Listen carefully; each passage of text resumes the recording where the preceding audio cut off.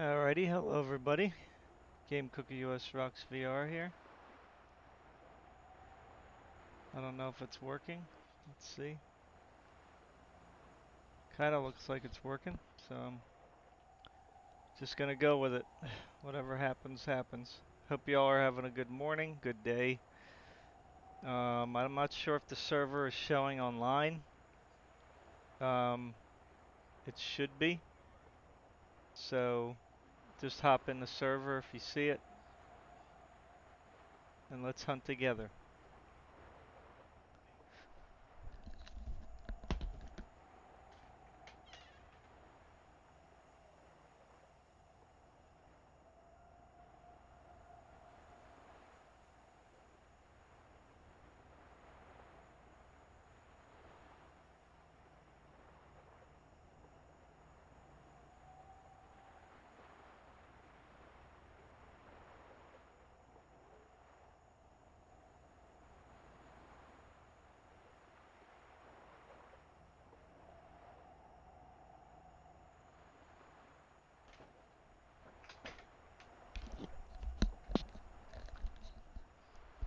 Alrighty, let's get this show going here.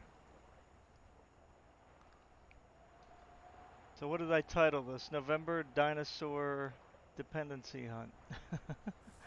Yeah.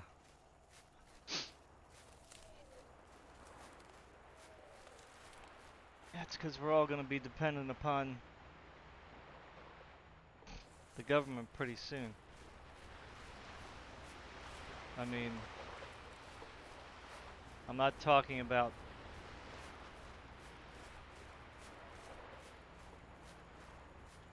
simply welfare. I'm just talking about everything. The way that the country's going right now. This is where the Democrats are taking the country. They're making rich people richer, rich people more powerful, corporations bigger, corporations more powerful, corporations more money, corporations more control. Right? Because they're using corporate entities to control people. Right? So, this is the outcome of progressive. It never turns out. It's never about freedom. It's never about individuality. It's never about self-sufficiency. It's always about control and manipulation to keep certain people at the height of power and everyone else at the bottom.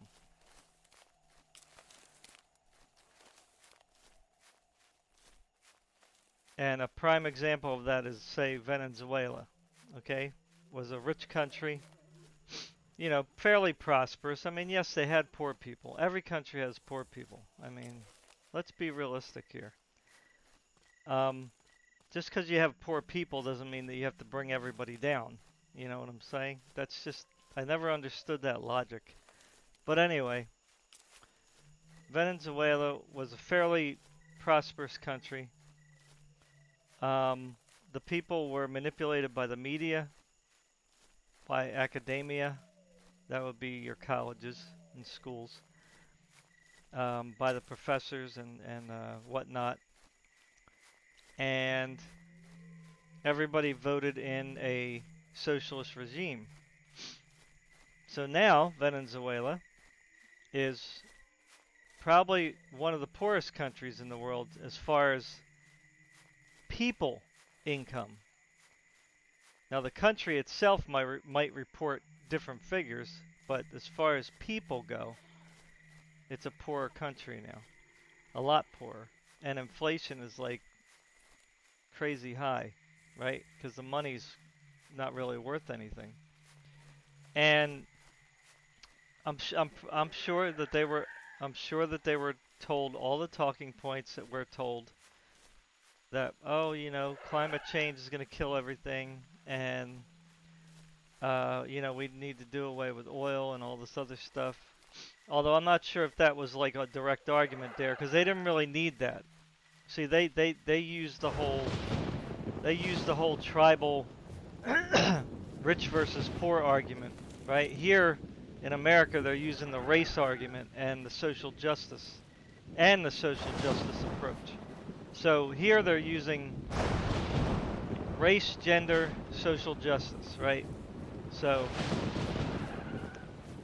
sorry, race, gender, climate change, right? Because climate change is usually always you know, in the argument somewhere, right? Because they got to justify overhauling the whole system and convince people that socialism, which is a very bad system, is good for them. But they hide it under the cloak of saving the planet, right? Getting everybody scared, you know, and whatnot.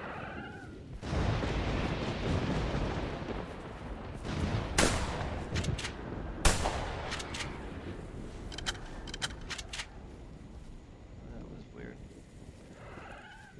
See, I don't know how much I can do here before my game crashes. So, Venezuela now the oil is controlled by the government, right? And see, this is the lie that's always told, is that we have to save the planet, right? We got to do away with fossil fuels and all this other stuff, right?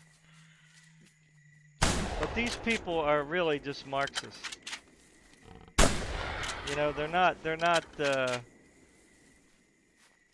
it's just an approach to get people to accept Marxism. This is what they did, you know, before Russia became communist, and China and Vietnam, you know, pretty much every country. They always cover up the Marxism in a way that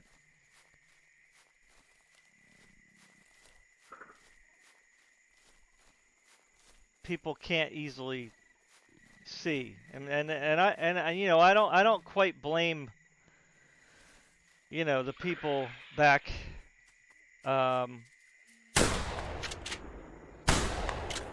you know, in the 1920s or whatever, you know what I'm saying? Although I still kind of do, but because that was kind of like the first iteration of it. So, you know, there was nothing to look back on to say, oh, wait, warning signs, you know? But we have seen communism in action for 80 years. So, and socialism and dictatorships and totalitarianism and authoritarianism. You know what I'm saying? When you take the freedoms away from the people, that's a big, big, big red flag whenever you start doing that. For any reason. It doesn't matter what reason you're doing it for. There is no humane reason to take away somebody's human rights. Period. None. Zero. There's no justification for it.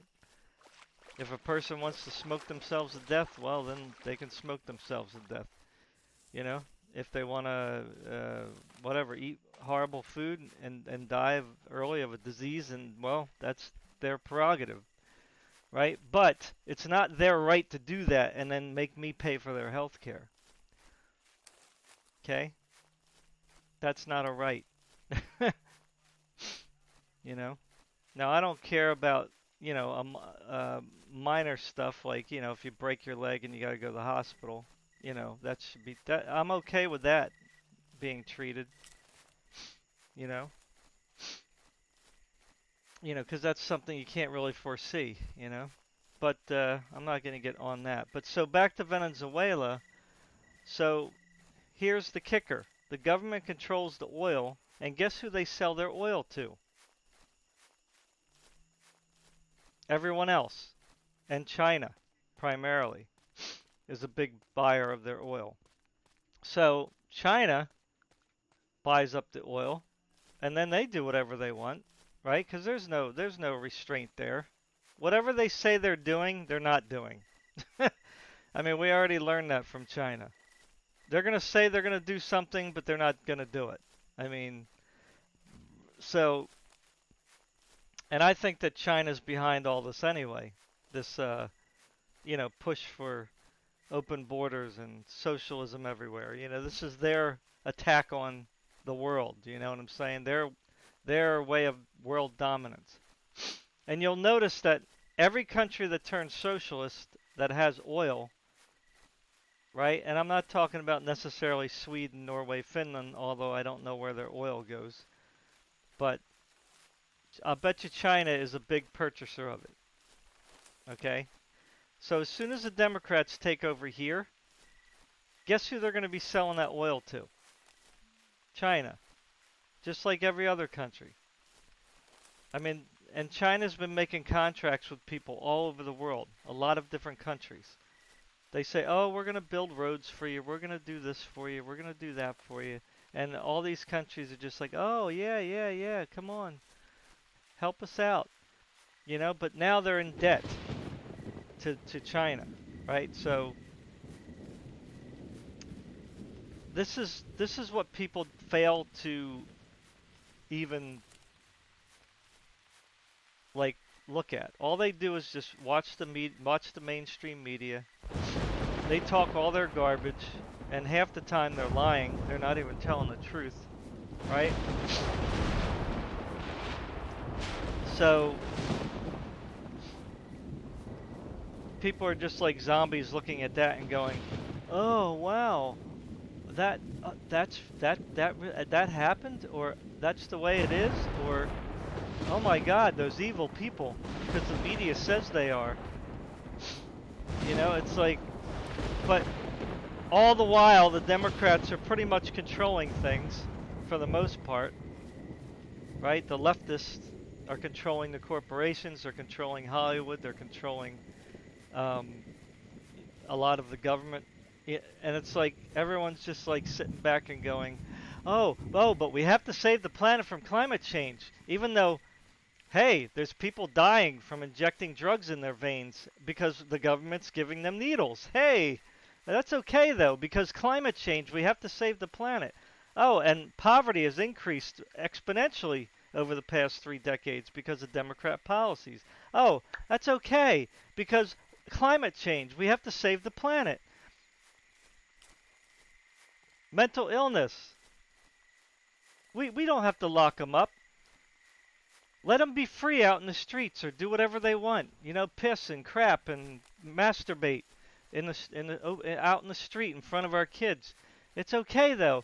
It doesn't really matter. That doesn't matter because it's climate change we have to worry about because we have to save the planet. Lockdowns, we have to do it because everybody's going to die of COVID otherwise if we don't do that. So kids are killing themselves because they don't have a life anymore. That's okay because climate change, we have to address it. No matter what happens, we have to save the planet and we have to save people. Do you see the logic there? Like every policy is killing people or hurting people. And all the young people are worried about is climate change and burning to death. It's like,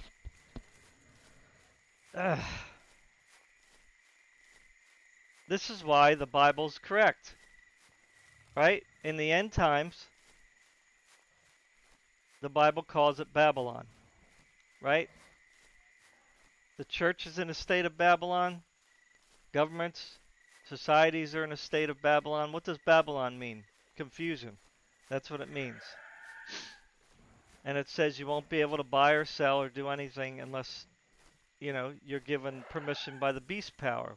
Well, the beast power is just basically Babylon, right? Because Babylon was a pagan, you know, anti-God regime. I mean, they were pagan. They had their own gods, but they were anti-true God. So, you know, the Bible's just spot on right now, you know? And everybody thinks that, oh, well, this will pass. It'll get better. No, it ain't going to get better. Because we're coming to a head, right? It's all coming to a head. Here comes a bird.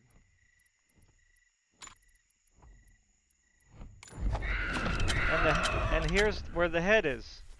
You're either going to be part of the persecuted or you're going to be persecuting. That's the kind of society that we're coming into right now. Okay, because that's the only result of this kind of society. Gosh dang, why is he going so fast?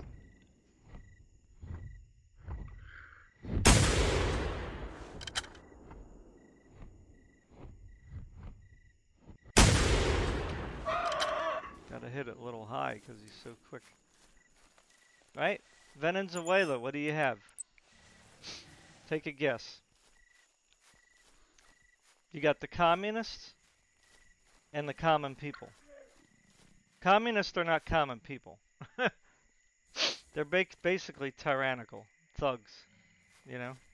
Because they don't care about what you care about, right? They only care about their own needs, their own selfish needs.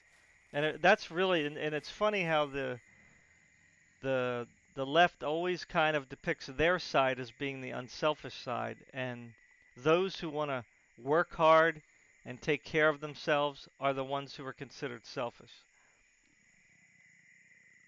right? So the communists in the country, and I'm using this word loosely, are better off than the common people because the common people are beholden to the government, right? So they get special treatment, and they run the crime lords, right? Again, this is the thing that people don't understand, right? They're the ones that the crime lords are on the communist side. They're not on the common people's side. You know, so you have to be very careful in those countries about what you say or do because, you know, you could get killed. You know, even simply speaking out for your beliefs, you know, like speaking for freedom and stuff like that. So does that sound familiar? Um, so you only end up either being the persecuted or the persecuting. Right? There's only two in the end in these societies. And this is what America is becoming. Right? They've brainwashed and programmed a lot of these kids in schools and colleges that one side is the enemy, right? Their own countrymen, they're saying, are the enemy. Right? There used to be a time where we were all Americans. You know, we respected each other, right? As far as like, you do what you want to do in life, I do what I want to do in life. See, the media is the one who blew up all this. You know, the academics and the media were kind of making up all this new racism, and I call it new because it's new, and it's not true. Okay, they're the ones who are now teaching racism under the disguise of social justice. Because they're the ones separating everybody into groups. They're the ones who want to segregate people now. Right? They're the ones who are saying, well, those guys are no good. They should be killed or done away with. Right? That's what I thought we overcame with this 1960s Civil Rights Bill. But apparently, it goes to show you how quickly people forget. And any person of color who is, say, I don't know, let's see, I would say 60 years or older should know better. They should know better. And they should be out there speaking against this.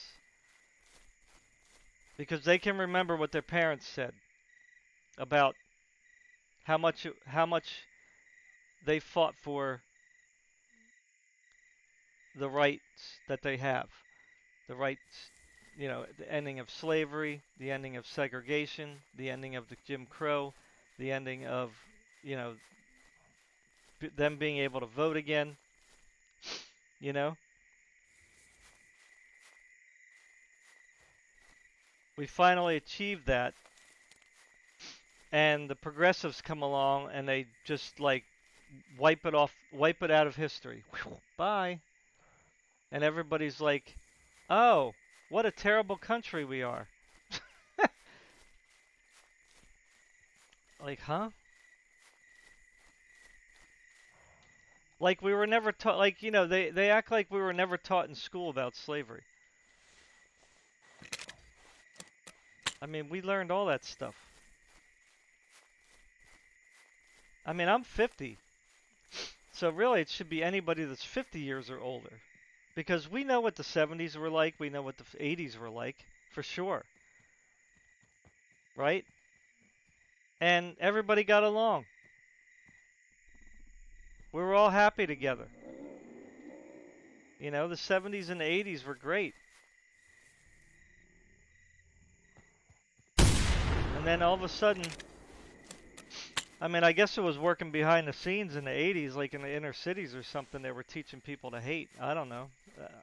But then all of a sudden in the 90s, things started changing. This new way of thinking emerged, where we're going to forget about all the good things that we've ever done in America and just erase them as if they never happened. Right? I mean, can you imagine that? Think about that. Think about a person. Hey, what's up, Tommy? How's it going, bro? Yeah, imagine a person. Imagine a person that does something very wrong, right? Okay? It doesn't matter what it is, okay? Let's just say that we're compassionate, we're willing to forgive. Wrong one. And that person says, I'm going to fix the problems, that I created. It won't be perfect, but I'll do my best to right the wrongs. And let's just say that you allow that person to do that, right? And that person does it, okay? Nothing's perfect, nobody's perfect, okay? But for the most part, the person changed. And you just go along, with this person, and everything's kind of going cool, right? You kind of built up trust again. The person has proven, that they can be trusted.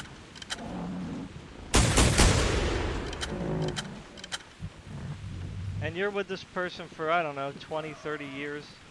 Oh, the bird died.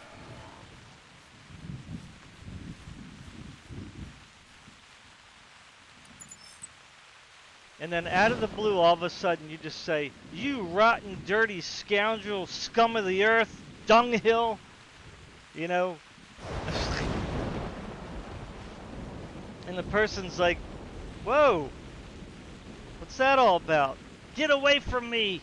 You're a horrible, evil, devil, Satan person." Whatever name of the book you can throw at the person. "You murderer, you rapist, you scoundrel," all this stuff. I'm trying to keep the wording good, I don't want to curse. And then you just cast that person off and say, "Be gone. Get away from me." And the person's like, "What's up? What's with this? Get away from me. You're evil because all the bad things you did." And you're like, "Whoa, wait a second. I thought we were gonna fix this together. I thought we did. We worked on it. Everything's better. We're all getting along." I mean, that's pretty much what they did.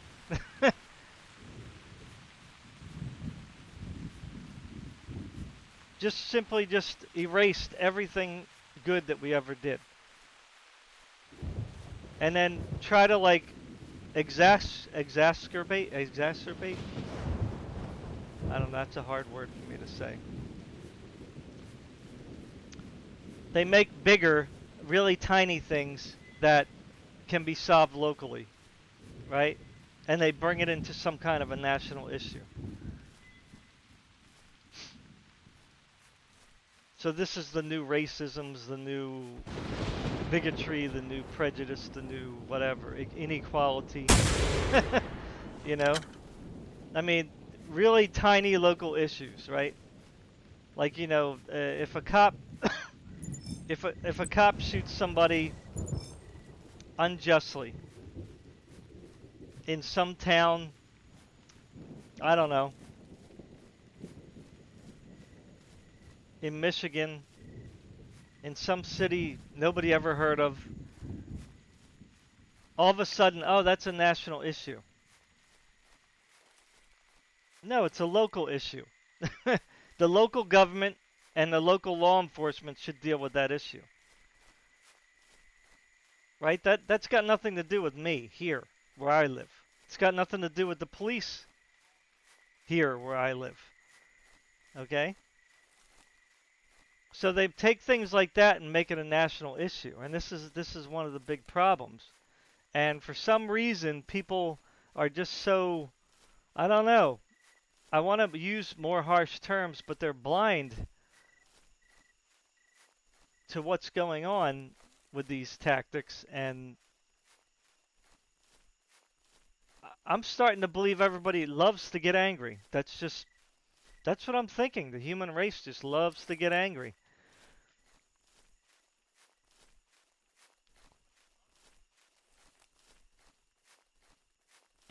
Because anybody with a practical mind would all they have to do is just little simple researches on their own and find out that a lot of this stuff is just like overblown, out of proportion, hyperbole. And I'm not saying that I don't care about people that get killed unjustly by police. I mean, that's not what I'm saying. But they're taking all these tiny little issues and they're making them national issues, right? And I don't even want to get on the climate change thing because that's just the most ridiculous thing in the world. Like, why don't you want the Earth to get warmer? Like, how is that bad for the planet? I mean, that's the weirdest thing I ever heard. Like, when I was taught in school from evolutionary standpoint that the Earth used to be warmer. So if the Earth gets warmer, wouldn't that be natural? It's like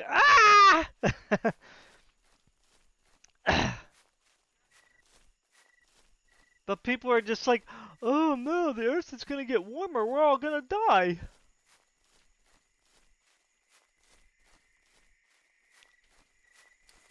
No, where it's gonna be greener, wetter, more water, more fresh water, more places for people to live, more farmland to use. I mean, people will be able to grow stuff up mountainsides where you couldn't before. More animals will have grazing land. I mean, think about it. It's like the perfect scenario. And there's not going to be any runaway greenhouse. Like, why do they even say that? Like, there's no like evidence of that happening. Like, there's nothing. Physics does not support that. I don't see how it does. Like, our planet is literally a recycling machine. And you don't have to believe in God if you don't want to. I mean, it's kind of silly not to, because we have all evidence that only an intelligent being can put this planet together. I mean, but whatever. Even without believing in God, you can see that the Earth is a giant recycling machine. It recycles everything. It recycles nitrogen, it recycles oxygen, it recycles carbon dioxide, right? It recycles water. It recycles the soil. It recycles the dead material. I mean, should I go on? It's made for life. And it's made to handle whatever's thrown at it. And we have evidence of this from many different scenarios where forest fires just rip through whole forests. Like, and look at them today, lush. In fact, more lush than they were before. Chernobyl, horrible disaster. But is nature going to let that stop, you know, itself from continuing? Of course not. Now, humans might not be able to live there. I mean, it's probably okay now to live there, although the radiation's still high, but you could probably still survive. But, you know, that's besides the point. Chernobyl is not climate change, okay? That's quite different, you know, than you know, radioactive material getting spewed all over the place. I mean, that's that's something that's much more concerning than the Earth getting warmer. Okay, which would help people, not hurt people. It's not going to hurt people. It'll hurt the rich people maybe if they have their shore homes on the shore. You know, the water will come up a little bit higher, but I don't think it's going to come up 30, 40, 50 feet like they said. I mean, why would they assume that either? Because they're measuring the amount of melt versus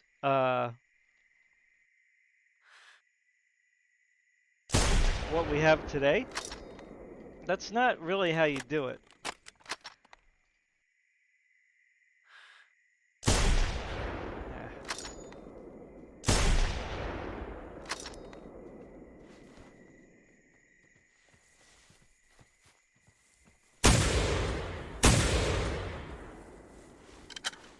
Because first of all, it will be a gradual releasing of the water, right? It's not going to be like a massive rainfall where you had like a foot of rainfall in the area, and then you got, you know, flash floods and, you know, because when that happens, the rain can't absorb in the ground quick enough, right? So it sits on top, and then it runs off because it's got nowhere to go. So climate change, if there is going to be this increase in the ocean, you know, height, then it's going to be gradual. So humans will be able to adjust to it, right? They'll have to move back further into the inland. And, you know, like I said, the only people that are going to maybe have problems are the rich people who own their nice, beautiful homes right on the shoreline, you know? So, I don't know. I thought we didn't care about rich people. I thought they were all the big evils of the world. So I don't understand. You're listening to the rich people telling you that you have to give up your freedom so that they can keep living their nice, high, and mighty lives. I mean, this is the silliness of it all. Anyway, and I shouldn't give away because I should do this research on my own. I wish I got into science. I love science. I just never took it in school. Used to read a lot of it from books.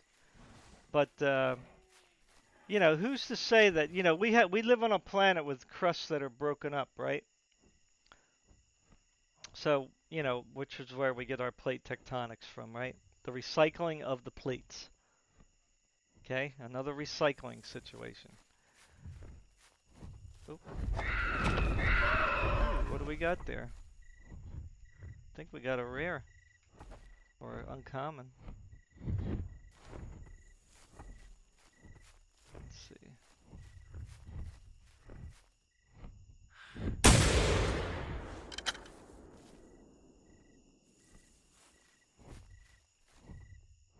This is not a good spot.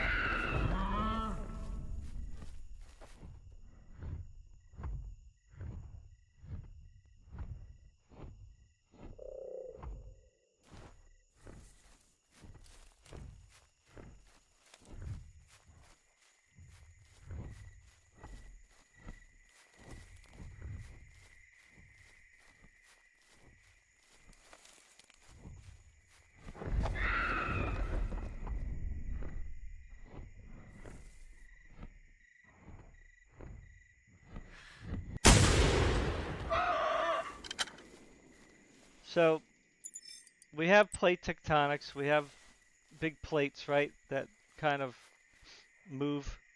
Okay, that's part of the crust that sits on the mantle area, you know. And if the oceans, if there's more water, right? Think about it.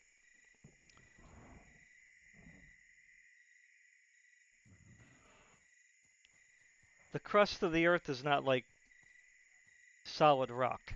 Some of it is, okay? The bedrock, okay? But we have to remember that all we see on the planet here on Earth is layers of sedimentary deposits.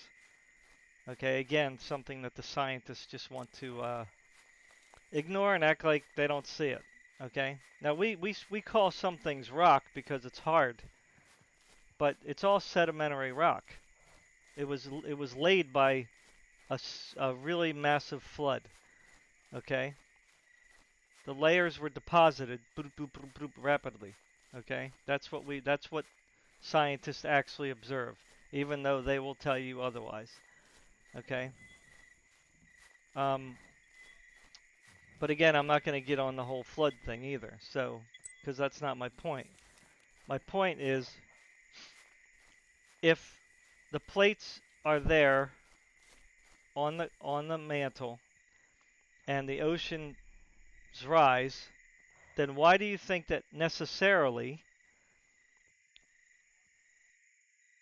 the continents would all of a sudden be flooded? Because the plates are made of rock, yes, hard rock. The bedrock is not sedimentary, but that's at the bottom.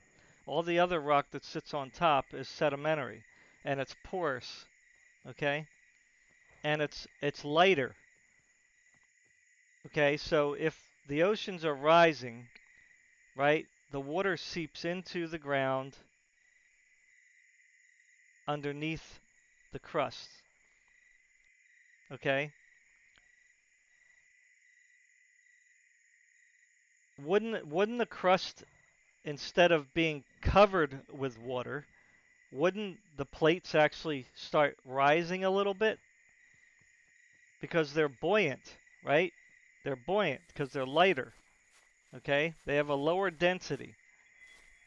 I mean, I'm just dumb, so but I'm just trying to think logically here from the physics that I know. Okay? I grew up on a farm. And, everybody thinks farmers are dumb.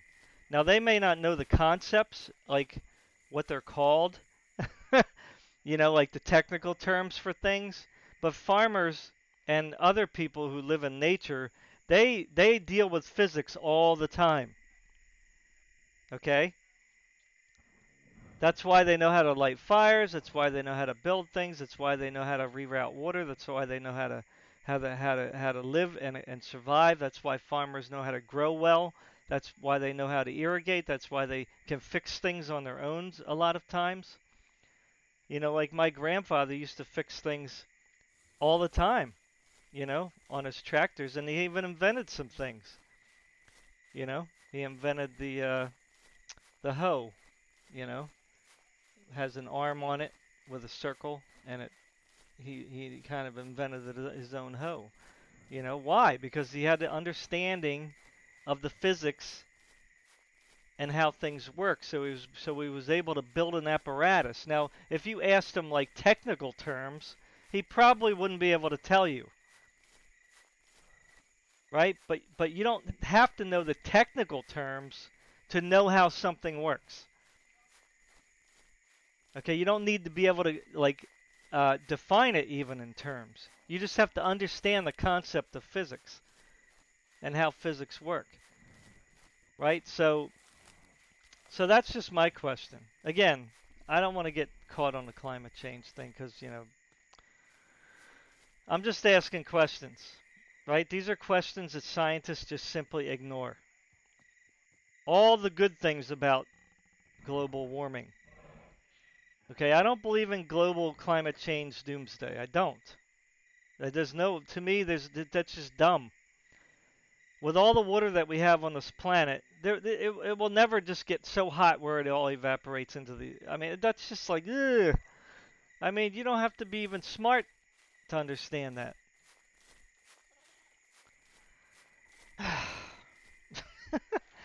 We live on a frickin' recycling engine that's the size of a planet. It always equalizes itself.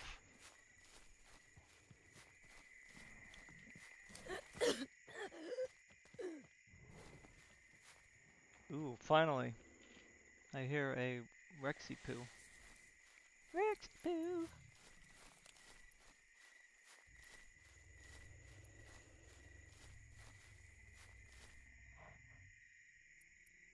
Let me get out this just in case I need it. I'm gonna get rid of this. Gonna put this in. Gonna put this in.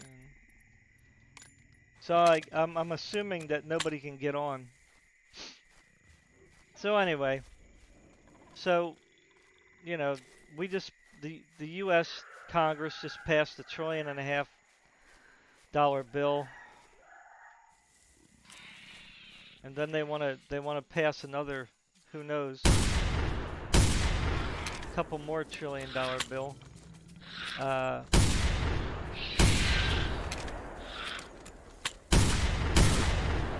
Really?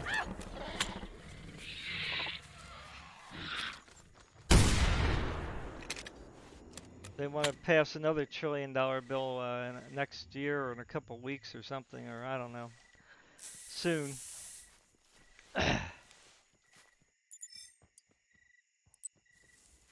And unfortunately, it was passed through by, make no mistake, the rich Democrats. Okay, the rich elite Democrats who are all rich, and 19 Republicans. Okay, and you know, so I have no problem with fixing roads and bridges, but that's not what the bill was. The bill was more than that, right?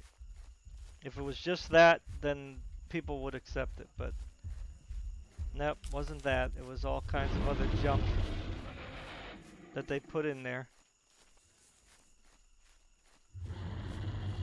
Alright, this is the problem that we have, is that, you know, our congressmen are irresponsible. You know, we vote these people in to take care of real issues. Whoa! Oh. Wow. Yeah. They don't like that. They don't like the compound bow at all, man. It seems like, I don't know if they coded that in there or if it just does so much damage that they get really pissed off. But like, that's not normal behavior there. Like normally, you know, I'd be able to evade right there, but yeah, when you hit them with those compound arrows, man, they really get agitated by that, which is fine, you know. I'm okay with that. I don't like it to be so easy where you're just, you know, it gets boring to me, you know. All right, so I got a weapon here, right? Okay. Get some. Okay, I think I'm good.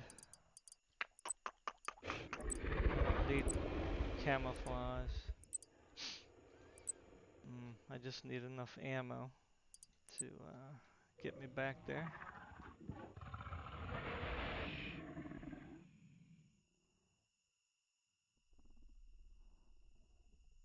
All right, good enough.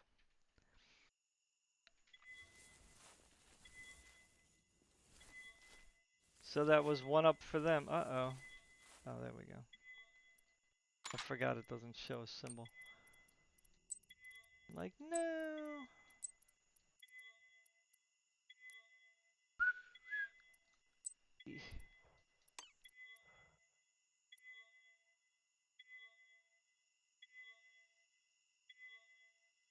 Okay, let's hope it doesn't crash.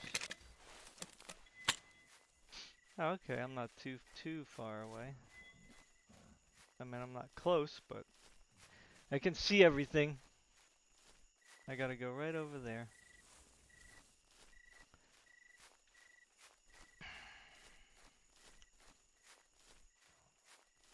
So I don't know. America, if people just keep allowing these politicians to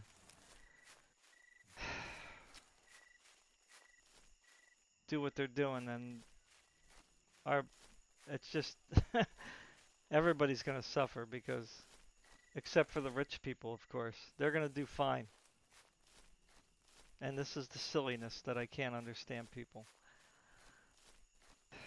You know, you have to have a free market society. You have to have a society that's free for people to do what they got to do to move up in society. You know, and you have to have a society that helps people who need it, mentally ill, drug addicts, you know? So the Democrats just kind of like left them to fend for themselves, and then they throw them in with the numbers, right, of the disparaged people. When they could be easily helped, you know, by making them go to drug rehab, not jail, drug rehab, and mental clinics. You know, and the other people, you know, a lot of people abuse the welfare system.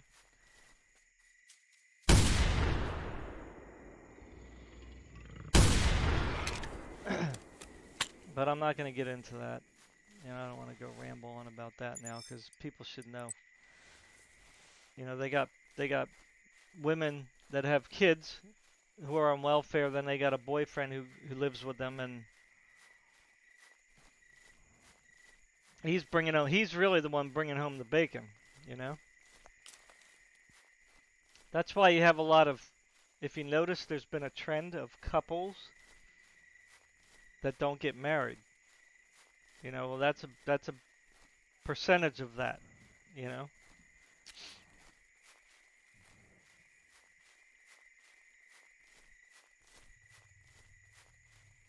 And then, of course, you know, the border's a problem. Just letting people come here without, you know, going through the proper channels, you know? Like, when people in my family, we have people at my church. There's a lot of people who immig, you know, immigrated from other countries. They had to pay. They had to go through the paperwork. They had to pay. They had to, you know, do all the legwork to get here legally. And it's just kind of like, you know, disheartening for those people, you know, then when you just kind of like give all these other people a free pass, you know? And then a lot of them end up on welfare. So it's like, did you really help them? I mean, yeah, you could say, well, you're feeding them, but I mean, is that really helping them?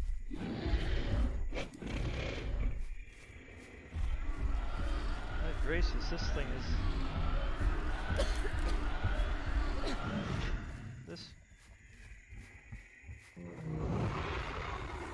Oh, come on. This Rex is like, oh.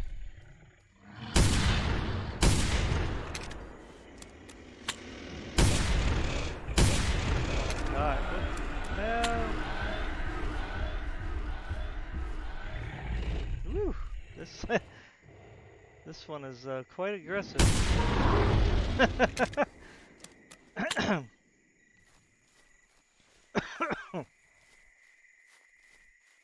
I wish I had my arrows. I wonder how big it is.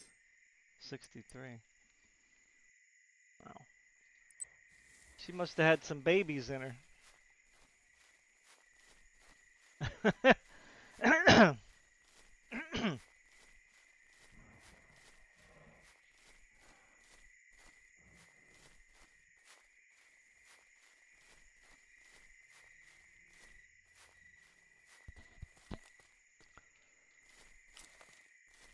Yeah, sometimes sometimes the wrecks are like super aggressive.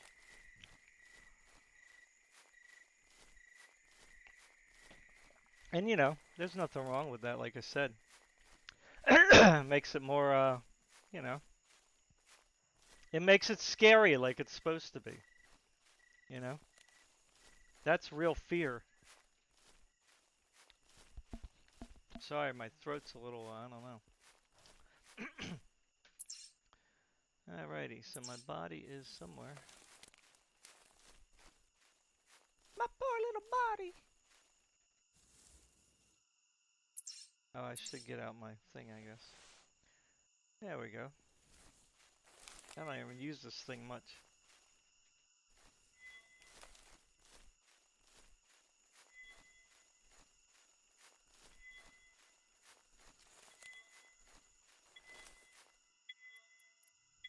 Okay. Get the most important stuff first.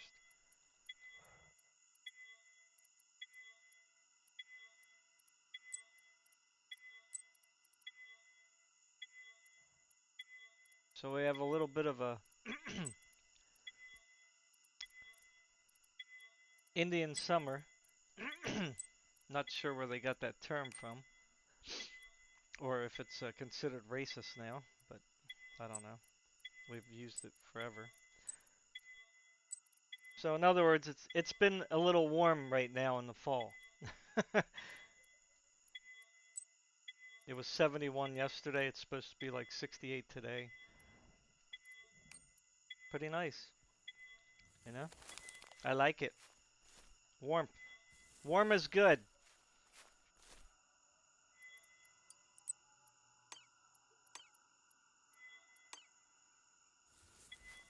Anybody who lives in the north would understand that.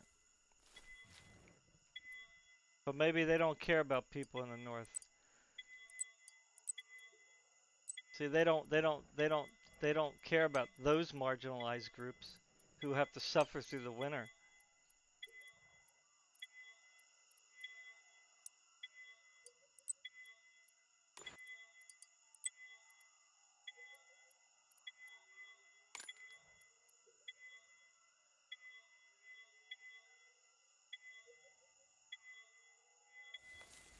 Okay, good.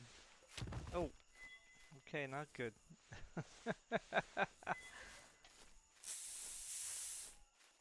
Just lost half my life. Alright, let's see if we can find another Rex or two before I gotta get off. What time is it? 6:30 almost. I got like, I don't know. At least a half hour. Let's see if we can find somebody.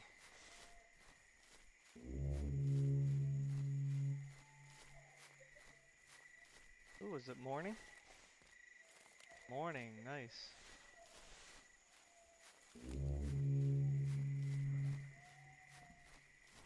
Gonna be nice and sunny.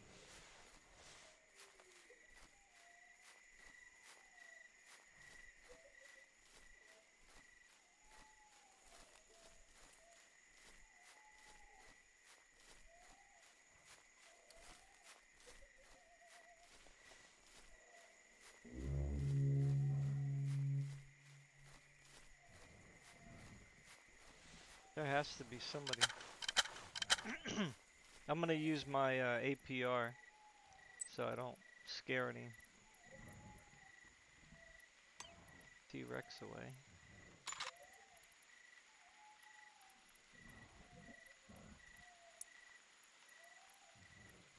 Oh, that's not it. This is it. Yeah.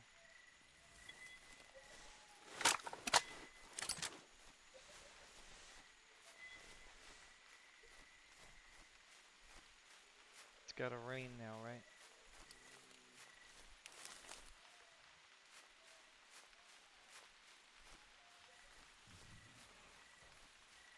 We got a big box, huh?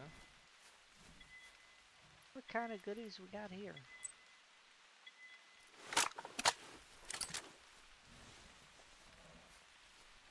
See, I don't want to pick up too much of that because my game might crash.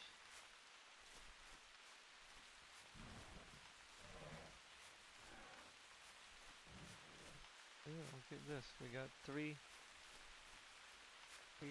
trike right here. Let's get rid of these guys. Maybe we'll get a T-Rex come by.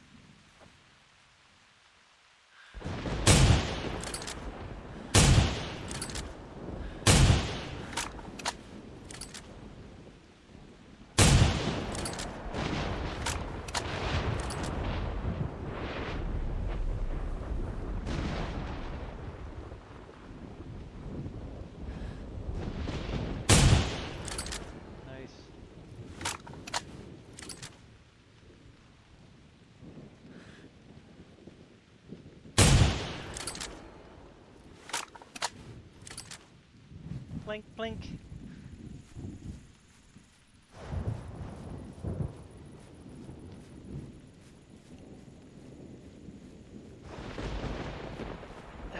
What you been up to, Tommy? You still there? Sorry, I'm not reading your chat all the way there.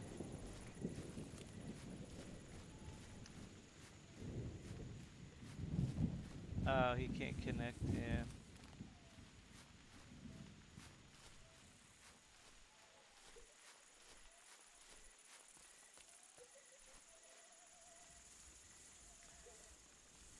Well, I'm not using the other computer, which is really the primary server, so sometimes it doesn't, if I don't use that particular computer, then the router, I don't know, it doesn't, the router won't open the ports, so, I mean, I could have went into the router and, you know, changed it again to this, but then it just ends up changing it back anyway. I don't know, it's just was too much hassle. Because I took my monitor upstairs, so I don't have the other monitor here.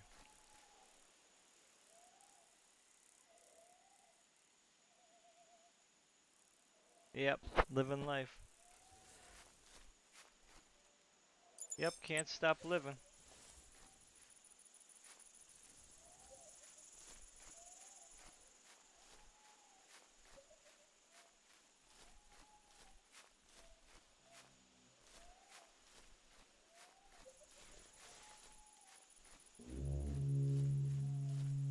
I heard another trike.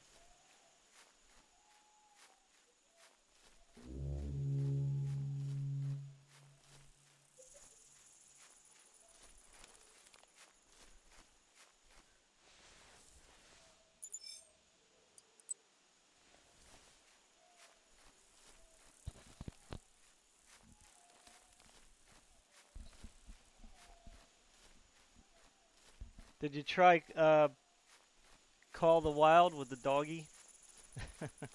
I mean, I haven't played Call the Wild in quite a while, but I did. The last time I played, I was messing around with the dog.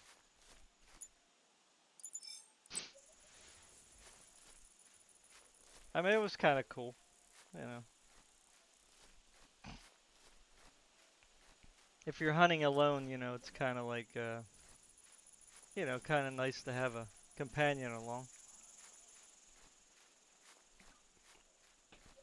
I was gonna try getting together with my son and see if how it works with two dogs.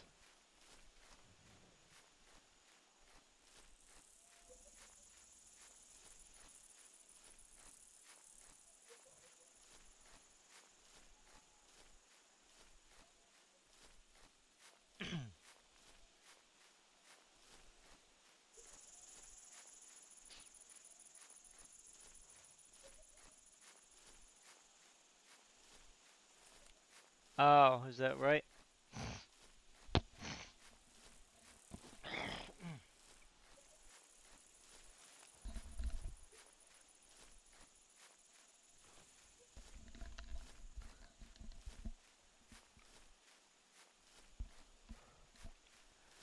Well, do you have it on your wish list? Put it on your wish list. You never know. Santa Claus might get it for you this year.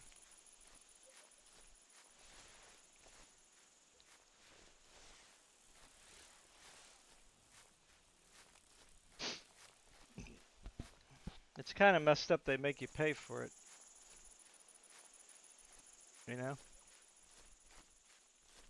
Yeah, I know you've been playing a lot of competitive games. I've noticed.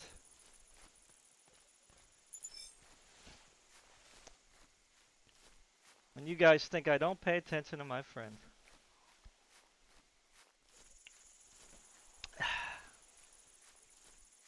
I would love to do. I mean, I would love to do competitive gaming, I guess. But there's two things that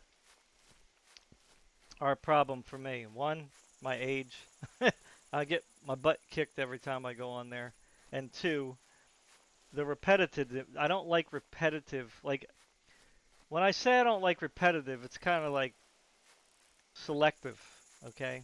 Like I'm okay with an MMO where you gotta just, you can keep running dungeons over and over again. Like I'm okay with that kind of repetitive, or an RPG, where you can, if you're trying to build up your character, you can, you know, to get better armor and stuff, and you want to get to that next area.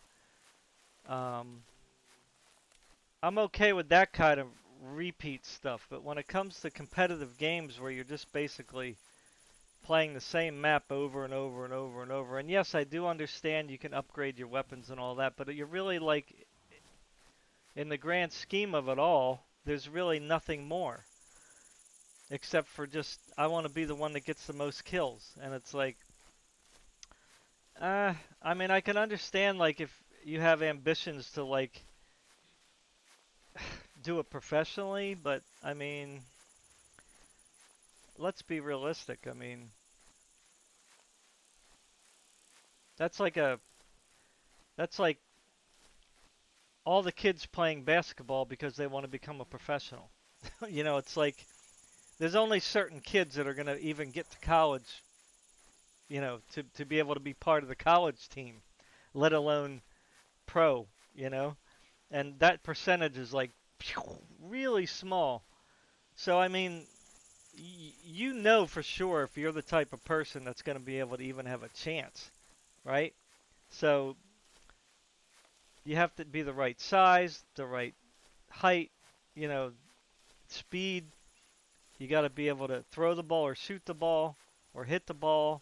If you don't fall really into the category of fulfilling all those criteria, then you're not going to be able to do it, you know?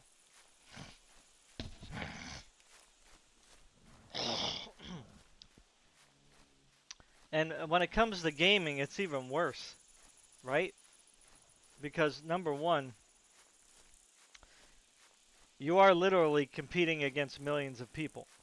So your odds of getting to the pro are even smaller. Number two, simply playing more doesn't necessarily mean you're going to become better. Like, yes, there are outliers where a person, a kid or whatever, will play more and more and more, and then they'll get better, better, better.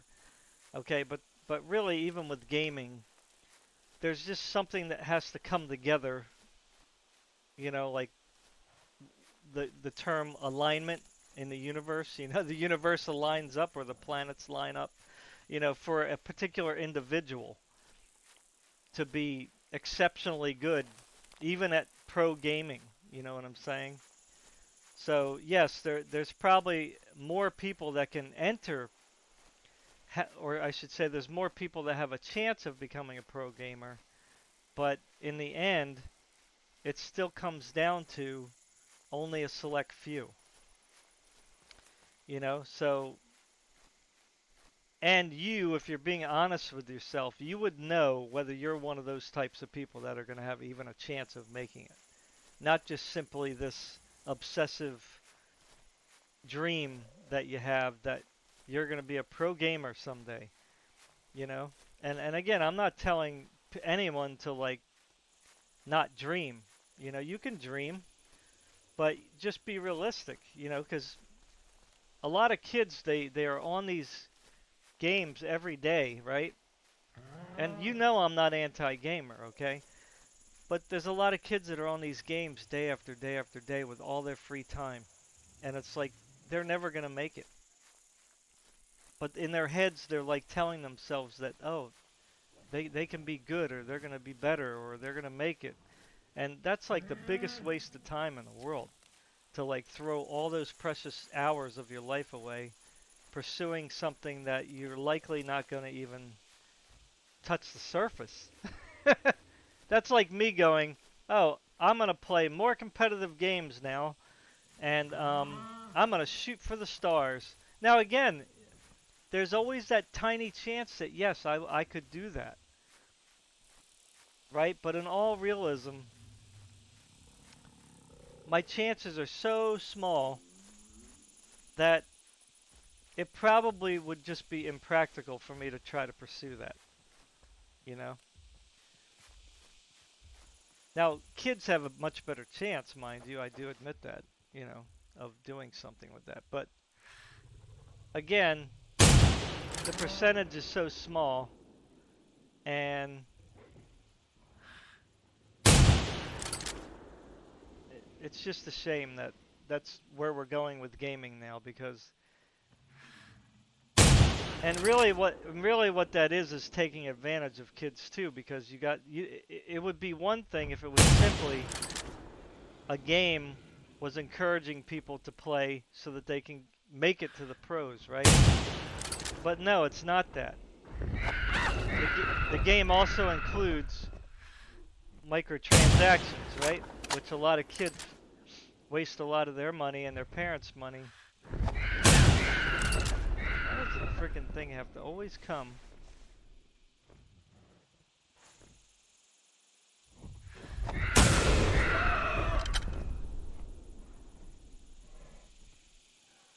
He always waits until you're like...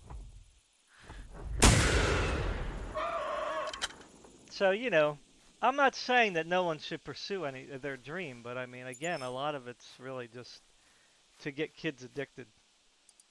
This competitive gaming thing, battle royale everywhere. I mean, that's the new trend, obviously. And for developers, it's easy money because it's lazy, right? I mean, all you got to do is make a map. Wow. Woo. Make a map and throw some guns in there, and make your guns upgradable with pretty skins, and boom, you can make money, and you can cause kids to become addicted to spending their money and their mother's money.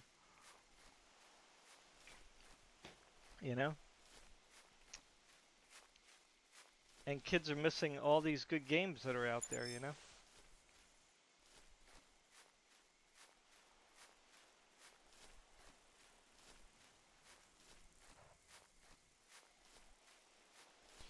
Yeah, that's fine. I think playing for fun is cool. I mean, if that's really what you want to do.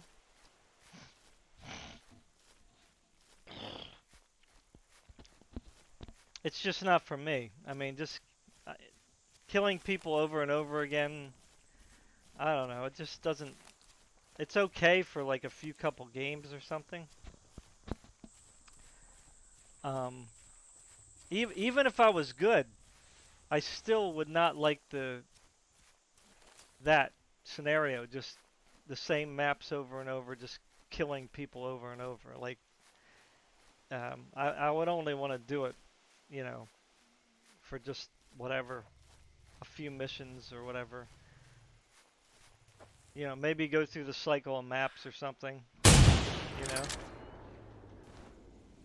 and then that's it. I really wouldn't be that interested in doing it just indefinitely, you know. And I played Unreal Tournament back in the day, you know. We had our time of you know, what you would call competitive gameplay. But of course that was all new back then, you know. Graphics were better.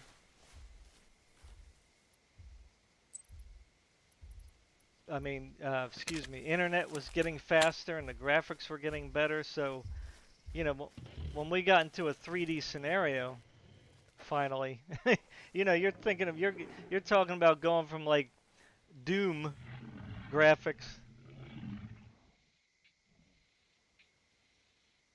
to, you know, to say Half-Life graphics, you know, Unreal Tournament graphics. I mean, the step, you know, the difference is like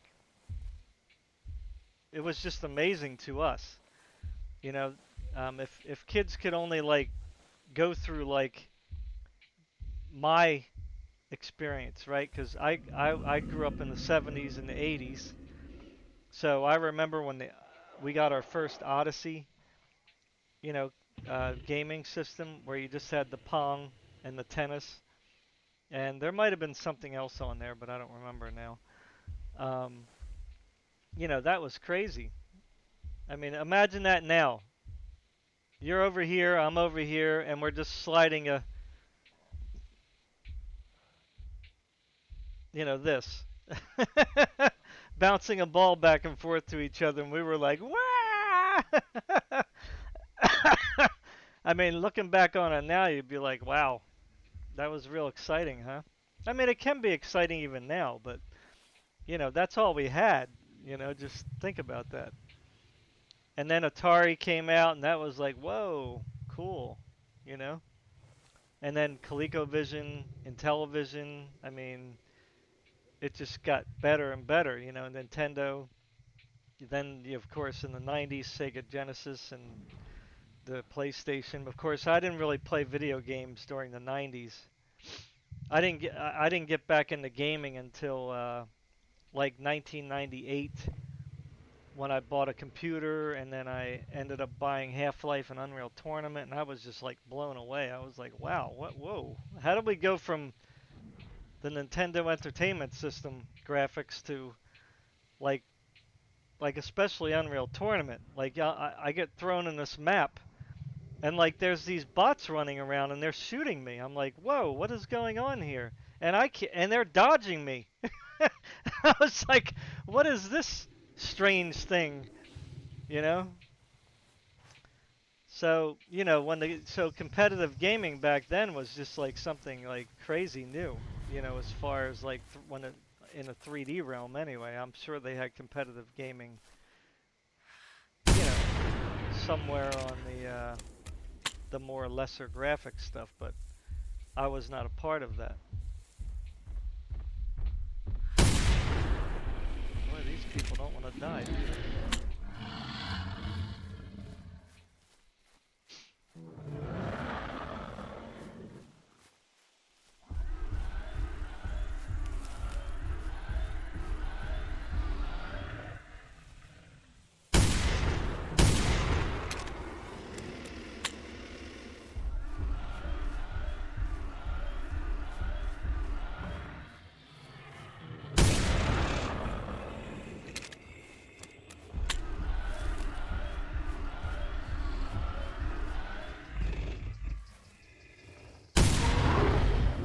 Man,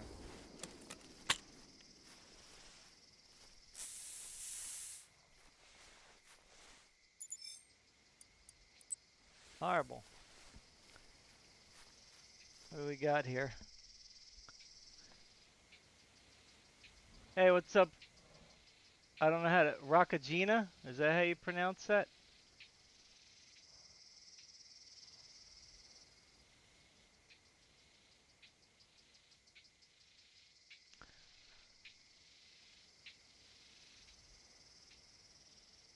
Yeah, gambling. That's true. Those crates are crazy.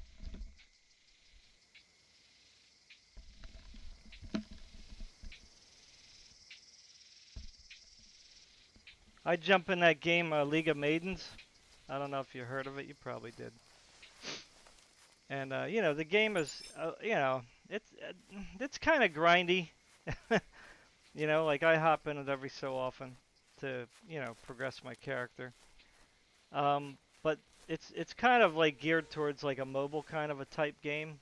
I mean, it is a PC game, but it's definitely made for mobiles. And you could tell because there's a lot of like, you know, uh, there's a shop where you can buy clothes and accessories, and you can even buy, you know, ways to get the crates and stuff. And they give you free crates and stuff as you play the game, you know. So instead of selling you actual crates, if you get the, you know, whatever the pass, the game pass or whatever it's called, the membership pass, then you get an extra crate every day or something. So it's not necessarily kind of selling you a crate like per se, although you could say it is, but it you never know what you're going to get from the crate. So I can see how addictive. I can see how addictive it can be if you were able to just buy crates individually. I mean, that's pretty insane. You know what I mean? Because you never know what you're going to get in the crate. It's one thing to like say buy an item, right? But and know like you're buying that item, but when you're doing a crate, you're right. It's a gambling aspect because it's no different than you pulling that slot machine, you know, and putting in that next quarter to see if you're going to get that, you know, winning combination. So yeah, I don't think that that should be encouraged at all in gaming. I mean, it's, I think the microtransactions are enough. You know, people waste so much money on that.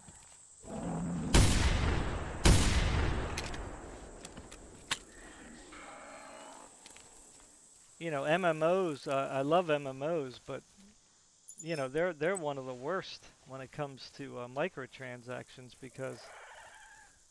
um, uh, because you can spend hundreds and hundreds of dollars, right? And the Korean and Asian MMOs are probably the worst in this respect. They just shut the game down.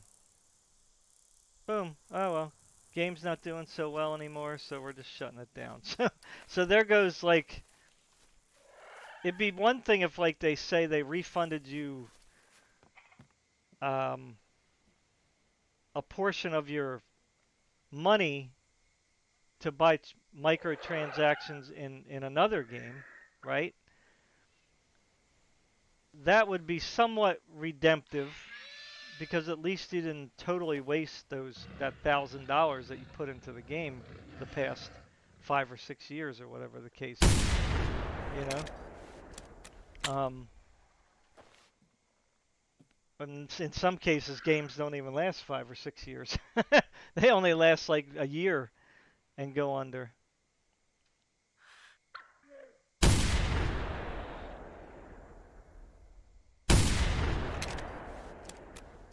I mean, I was playing Black Desert and I bought the I don't know, I think it was the Explorers pack or something. It was like 30 bucks.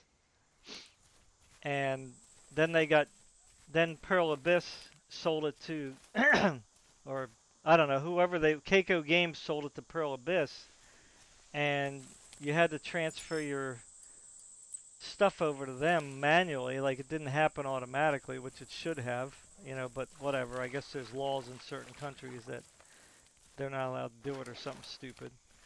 Um, so I can't get into my, I mean, I have my password and all that, but I can't get into my account the way I used to, so for some reason. So I can't even like play the game, number one. And then number two, I lost that 30 bucks I put into it. Now, again, I'm not worried about, say, $30, you know, but people that spend hundreds and thousands, I mean, that becomes a big deal.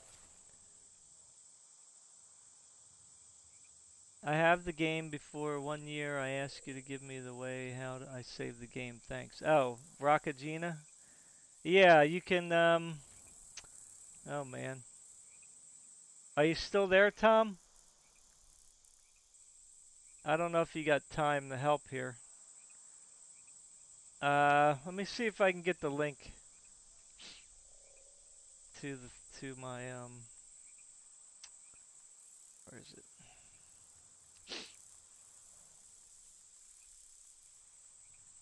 I'll give you the link to the save file that I have. I don't know if YouTube's gonna let me put it in there though. What happened to my Google?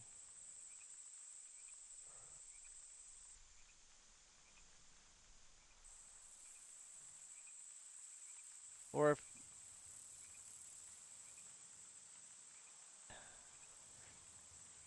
yeah, I don't know. I was gonna ask you to look at my Discord, Tom, to see if you can see because I have the oh, actually, let me just go on the Discord. I have the file off to the side. Well, all you got to do is overwrite the save file with the uncorrupted save file because you can't fix the save file unless you haven't like if you have to overwrite it with a good save file, otherwise it just is going to keep going to zero whatever. It's going to keep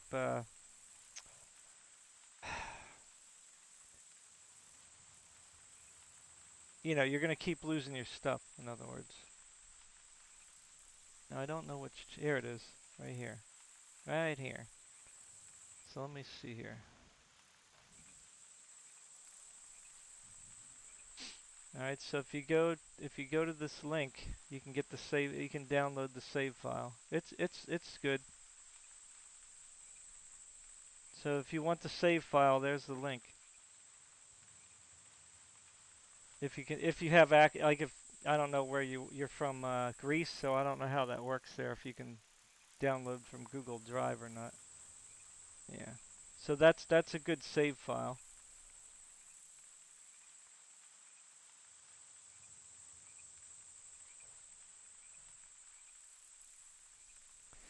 All right. Let's see if we can get another Rex before I get off.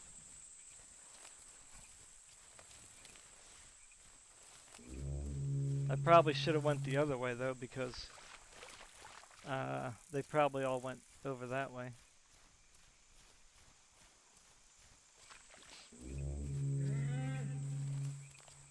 But you never know. Sometimes they hide back here.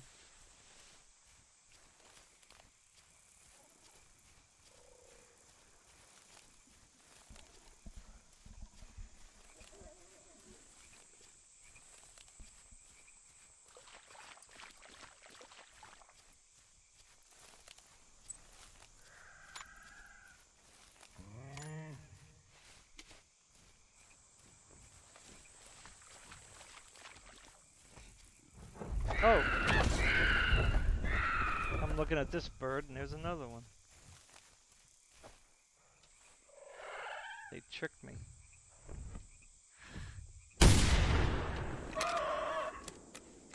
This one's probably coming now. Yep. See that? They were gonna double team me.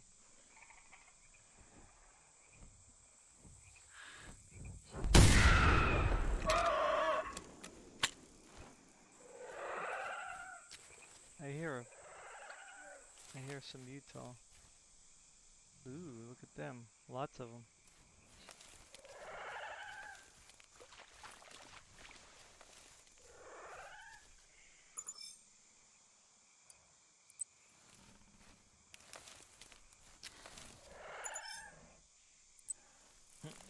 Zero.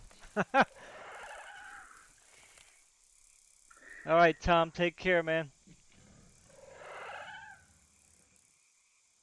Thanks for dropping by. Nice talking to you.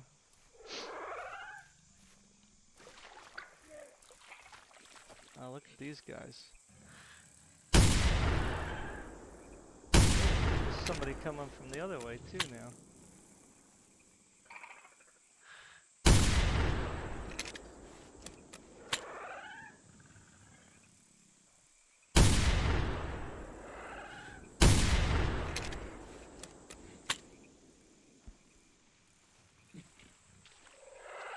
It's funny, like, they don't hear me shooting. Like, That big old loud gun. And they still don't know where I'm at.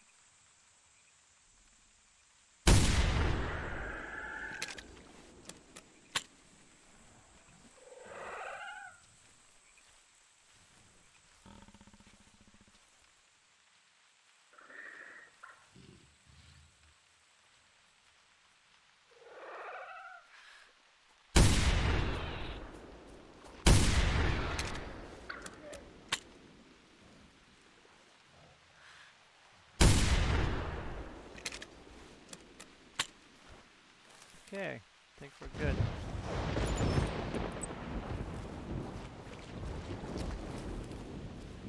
All clear.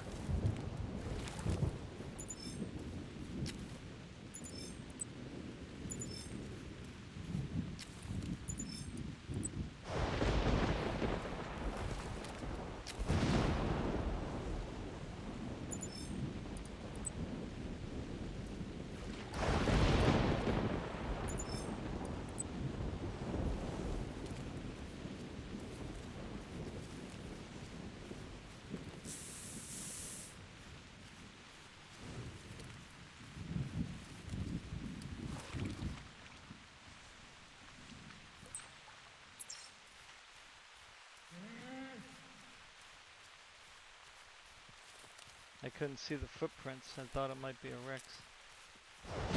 Oh. I think I heard something. Maybe. Besides a trike. Could have been a thunderstorm though. I think I heard a growl.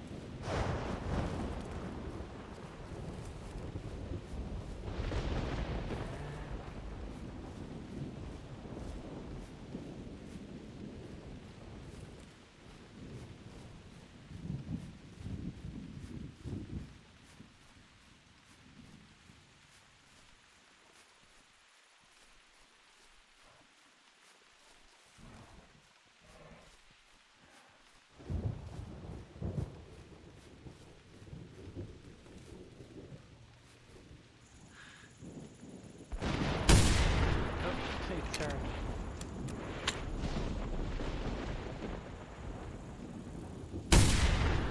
Come on, get over here, bird.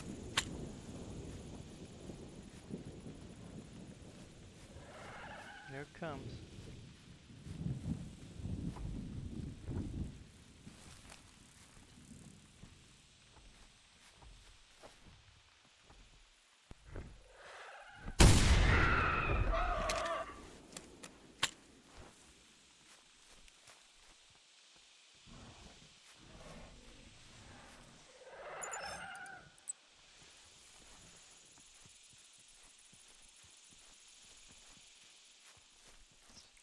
See if there's anybody back here.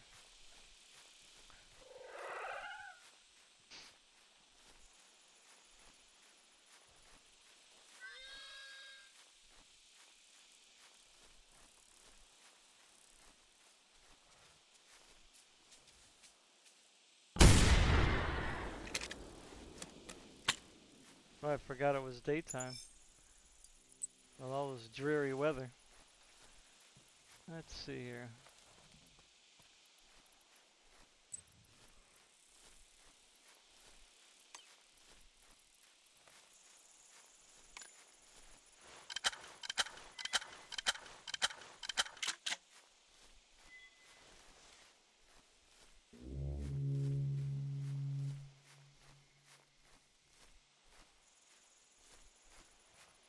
Sometimes as a Rex, they kind of hang back.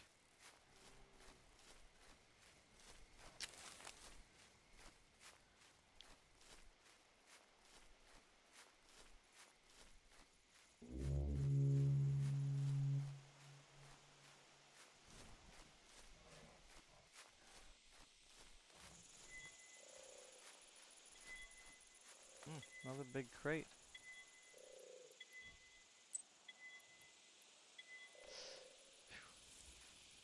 Game's not crashing, so that's pretty nice.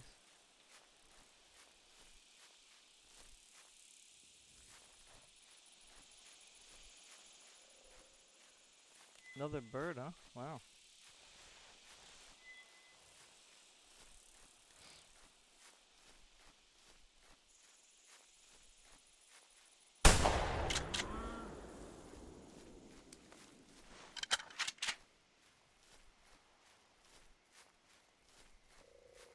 I'll check back here, and if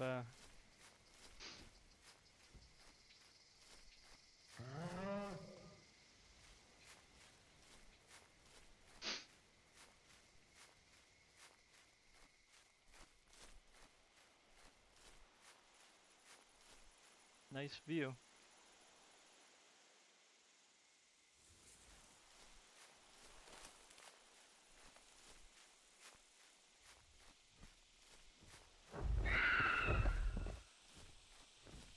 Here it comes.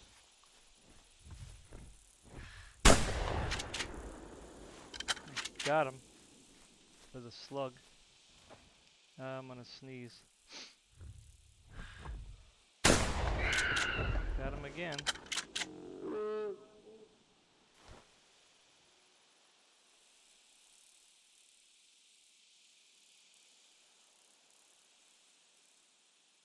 He's gonna fall down, probably.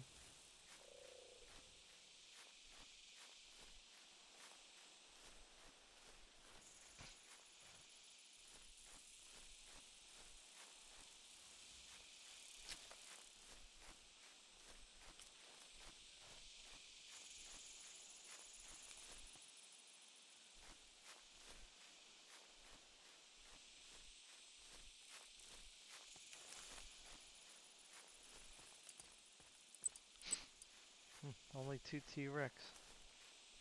How long have I been playing? 1 hour and a half.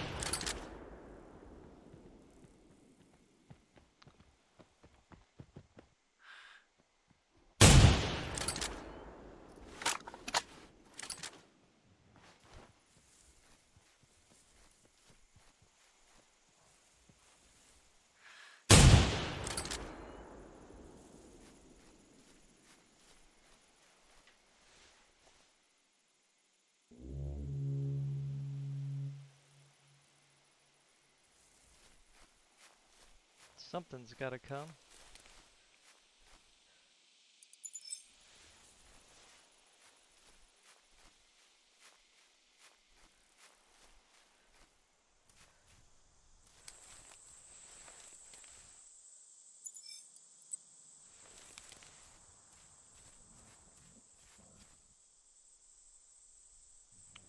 Well, I think I'll call it a day. I don't hear anything or see anything. So anyway, thanks everybody for watching. Hunter Primal. You can still get keys, I think, on some key sites. So if you want to get the game, you just got to look around on the internet at some of the major key sites and see if they still have any keys left for the game. All right. Everybody be safe. Love y'all. Don't forget to like, share, subscribe, all that good stuff. And support if you're able to. Thanks for stopping by. Peace.